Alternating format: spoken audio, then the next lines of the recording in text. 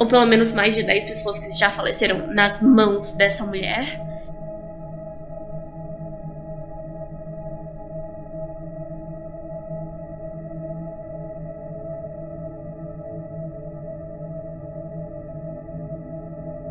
Bom dia, pessoal! Meu nome é Nathalie e bem-vindos a mais um vídeo de Caso Criminal. Antes de começar, eu gostaria de dizer que no dia 26 de fevereiro vai começar o nosso especial de carnaval. 5 vídeos começando no sábado e terminando na quarta-feira de cinzas. Esse ano eu quero fazer especial em tudo que é feriado que eu conseguir, então estejam preparados para 5 vídeos seguidos durante o feriado de carnaval. Uma maratona bacana aqui, né? Ok, no vídeo de hoje a gente vai falar sobre a Mary Ann Cotton. Como sempre, eu também tenho que avisar quais são os gatilhos do vídeo de hoje: morte de crianças e bebês, principalmente bebês, envenenamento, abuso infantil. E é claro, eu também tenho que lembrar que esse caso aconteceu há mais de 150 anos atrás. Algumas das informações podem estar erradas, a história é uma coisa confusa e ela vai sendo recontada de anos em anos, a gente não sabe o que é verdade e o que não é, mas eu sempre tento falar só os fatos. Mary Ann Cotton é considerada uma das primeiras assassinas em série da história do Reino Unido. Porém, o mais interessante sobre a história dela é que não existem provas concretas de que ela realmente cometeu esses crimes. É mais uma suspeita bem forte de que foi ela. Ela nasceu em 1932 em Sunderland, na Inglaterra. E em 1840, a família se mudou para a cidade de Merton, onde o seu pai começou a trabalhar como mineiro. A Mary, ela teve bastante dificuldades na escola nessa época, principalmente depois que o seu pai faleceu em um acidente nas minas. Ela nunca se deu bem com a mãe, então foi bem complicado lidar com isso tudo sem o apoio. Ela tinha irmãos, mas mesmo assim ninguém se dava muito bem, pelo que eu entendi. Quando ela tinha 14 anos de idade, a sua mãe se casou novamente e a Mary, ela não suportava o padrasto. Ela não gostava dele, porém ele tinha bastante dinheiro, então ela aproveitou isso enquanto pôde. Ela gostava muito dessa vida luxuosa, coisa que ela não teve na infância, então agora ela adorava poder comer bem, poder viver numa casa mais bonita, e isso tudo foi o padrasto quem proporcionou à família. Aos 16 anos de idade, ela conseguiu um emprego como empregada doméstica e foi viver na casa dos seus chefes, mas ela logo pegou a função de babá. A principal obrigação dela era cuidar dos 12 filhos do casal 24 horas por dia. Esse era o trabalho dela, 12 crianças. E isso a deixava, como vocês devem imaginar, exausta. Mary também sentia muita falta de como a sua vida era bem mais calma, bem mais confortável em casa. Ela tinha muita inveja daquelas 12 crianças de quem ela cuidava, porque elas tinham muito dinheiro, muito tempo livre e não davam valor a essas coisas do jeito que a Mary dava. Aos 20 anos de idade, ela era considerada uma mulher muito bonita, muito educada e uma boa futura esposa. Então, um homem chamado William Mulberry a pediu em casamento. Os dois foram viver juntos e tiveram 7 filhos no tempo em que ficaram juntos, e foi aí que as mortes começaram a acontecer. E como eu disse, não se pode comprovar 100% de que foi ela quem causou todos esses incidentes. Vamos ver em que conclusão a gente consegue chegar. Mary e William perderam seus primeiros 5 filhos, ainda bebês, para uma doença que na época era chamada de febre gástrica, tipo uma virose, problemas no estômago, vômito, desidratação e muita febre, e aí as crianças faleceram. Depois disso eles tiveram mais 2 filhos, uma menina e um menino. Em 1962, eles perceberam que estavam com pouco dinheiro, que talvez não conseguiriam ter uma vida confortável ainda cuidando dos 2 filhos, e foi aí que o menino mais novo faleceu também de febre gástrica. Essa morte fez com que a Mary, de repente, ficasse super preocupada com a saúde do marido e as finanças da família. Então ela implorou que ele fizesse um seguro de vida, dizendo que nunca se sabe quando a febre vai voltar, e etc. Pouquíssimo tempo depois de concluir esse seguro de vida, William ficou doente do estômago e faleceu. Acho que vocês devem imaginar também, no século XIX, era bem fácil fazer alguém vomitar ou sentir dor de barriga ou febre. Higiene ainda não era aquilo tudo já existiam produtos de higiene, mas não no nível que a gente tem hoje em dia. Dava pra fazer uma pessoa passar muito mal comendo alguma coisa sem que ninguém percebesse qual era o problema de verdade, percebesse que alguém a envenenou, por assim dizer. Era bem difícil para um médico aparecer e perceber a diferença entre uma gripe e um câncer, por exemplo. As pessoas não sabiam que era um vírus. Na época, o vírus foi descoberto pouco tempo depois da Mary ser pega, inclusive. E é por isso que não dá pra confirmar essas mortes, se elas eram acidentais ou se elas eram envenenamentos. Mas depois da morte do marido, a Mary se mudou com a filha Isabella pro litoral, onde mandou que ela fosse viver com a avó. Agora livre de qualquer distração, ela foi procurar por um novo marido. Joseph Nattrass se apaixonou por ela no momento em que a viu. Ele, na verdade, era noivo quando a conheceu e ela não sabia. Eles tiveram um caso muito apaixonado. Ela fez de tudo para que ele a pedisse em casamento, mas ele resolveu continuar com a noiva e ele se casou com essa outra mulher. Então a Mary desistiu de ficar com ele. Ela conseguiu um emprego de enfermeira, onde todo mundo dizia que ela era muito gentil, muito atenciosa e todos os pacientes ficavam encantados com a Mary. George Ward era um desses pacientes. Ele também se apaixonou por ela.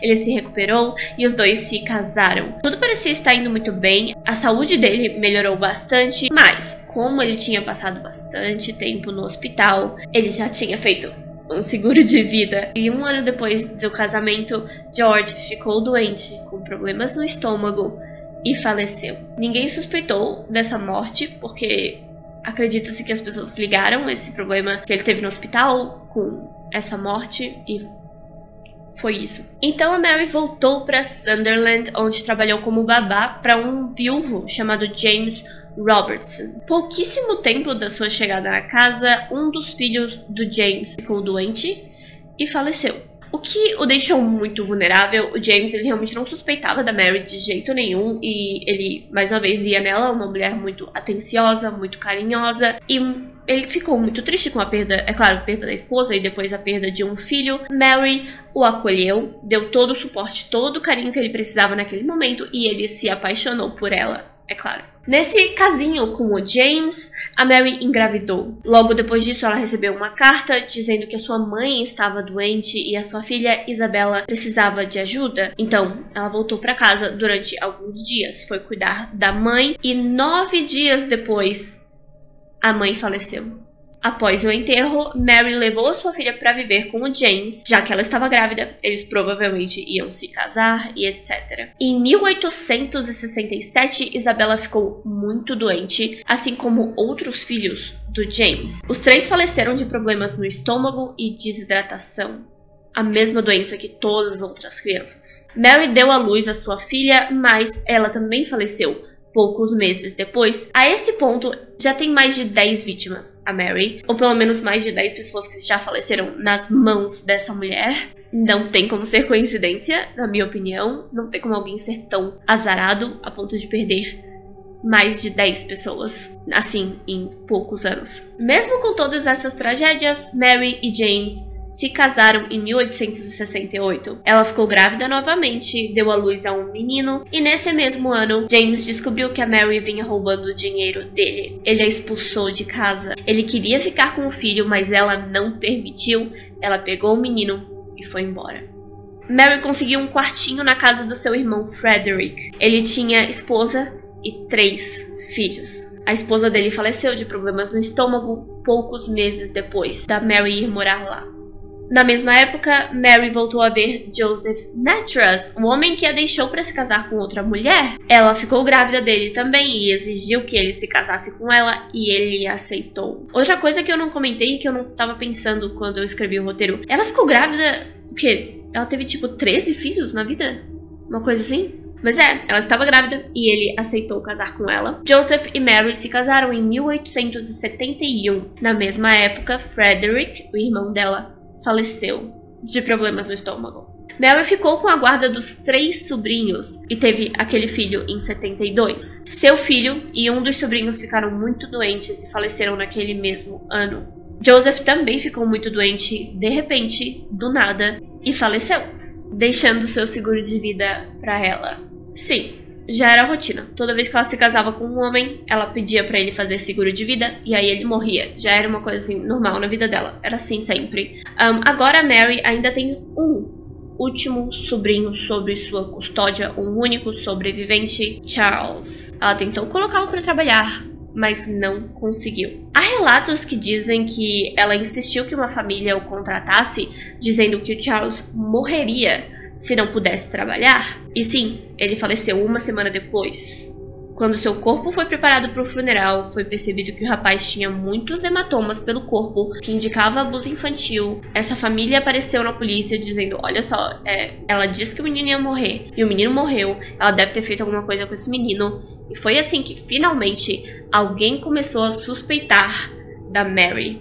Aparentemente, o Charles foi tratado por 2 médicos quando começou a apresentar os mesmos sintomas: enjoo, náusea, vômitos, desidratação e etc. e febre. Esses médicos receitaram 2 tipos de remédio para ele em frascos de vidro. Quando foi presa por suspeita de homicídio, a Mary tinha vários frascos na sua casa, mais que o necessário, e também alguns desses frascos poderiam conter arsênico, aparentemente. Um veneno potente, que não tem sabor nem cheiro. Algumas pessoas a defendem, dizendo que os frascos de remédio e de veneno eram muito similares, e que existia a possibilidade dela ter confundido os dois. A questão aqui é, ela confundiu os dois mais de 15 vezes?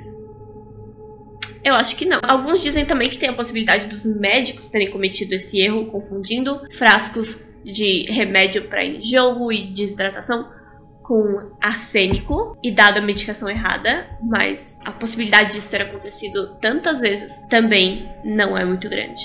Na verdade, a principal teoria é de que ela usou um sabão que era muito usado na época para tarefas domésticas, inclusive para lavar roupas. Esse sabão continha arsênico com o intuito de manter animais e insetos longe da casa. Então, era um desinfetante multiuso, o que já é uma coisa muito perigosa, com veneno dentro.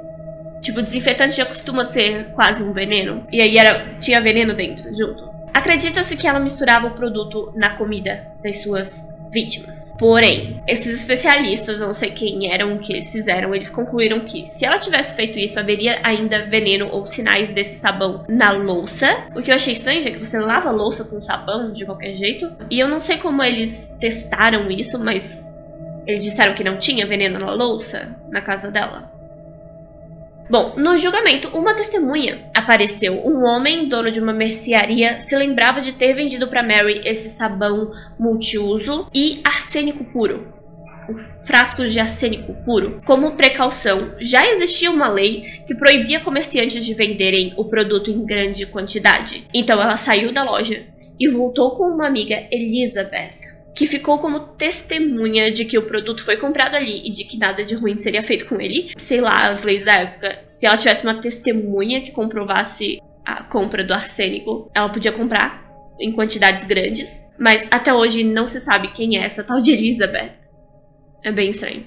Muitos sugerem que, se a Mary era alguém muito preocupada com sujeira, que fazia toda a limpeza da casa com aquele produto desinfetante, era possível que as crianças morressem simplesmente por estar em contato constante com esse veneno, respirando, tocando, botando na boca objetos que foram lavados com aquilo. Mas os adultos é mais questionável. Além disso, se era ela quem manuseava sempre o produto, não teria sido ela a primeira a ser envenenada? Se era ela quem limpava tudo e respingava o produto no rosto e nas mãos, não seria ela a primeira a ser envenenada?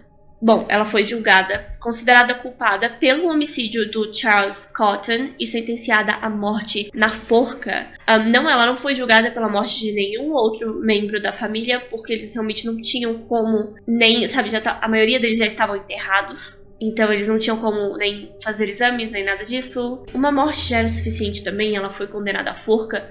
Então eles não iam colocar mais casos em cima da polícia, sendo que ela seria punida só pela morte do Charles. A Mary faleceu em março de 1873, enforcada. Muitas pessoas foram vê-la, era algo muito comum na época assistir às execuções. E foi isso, pessoal. Essa é a história da Mary Ann Cotton, uma das primeiras serial killers do Reino Unido. Uma série de TV foi feita inspirada na história da Mary, o nome é Dark Angel, mas eu não encontrei em português e eu encontrei alguns episódios no YouTube, mas eu também ainda não assisti. Tipo aqueles dramas de época, mas sem muito esforço da parte da produção. Parece ser assim, mas eu não tenho como ter certeza porque eu não assisti ainda. Mas é isso, pessoal! Como sempre, muito obrigada por assistir até aqui, muito obrigada por deixar o seu like, deixar o seu comentário e se inscrever no meu canal. Como sempre, muito obrigada Camila Dias, Paola e Luísa Canto por serem membros do canal.